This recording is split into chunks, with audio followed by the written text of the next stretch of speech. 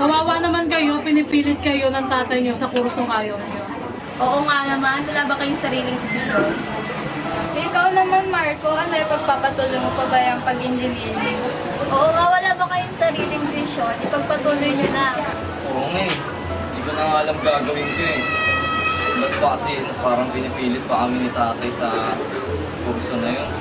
Parang nakawalan na rin naman ng gana sa mga sinasabi sa amin.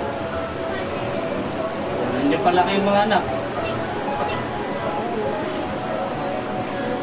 Oh, anong ginagawa niyo? Tayo na lumabas kakandidato kong mayor. Sagot ko kayong lahat. Tara na! Tara, tayo na sa labas. Kakain ko. Pizza pie. Mayor na. Mga anak, mayor na ako. Hindi na kailangan lumabas pa.